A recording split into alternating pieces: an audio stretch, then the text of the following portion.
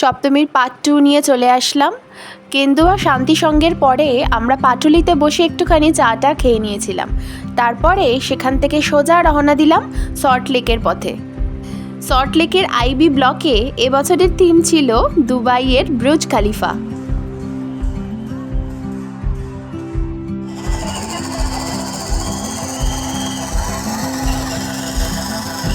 এক চটকায় মনে হচ্ছিল যেন দুবাইতেই চলে এসেছি।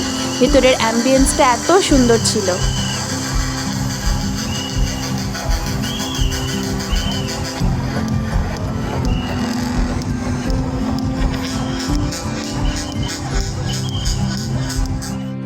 এর আগেও শ্রীভূমিতে বুর্জ খলিফা দেখেছিলাম, কিন্তু আমার যেন মনে হলো সল্টলেকের বুর্জ খলিফার থিমটা একটু বেশিই ভালো করেছে।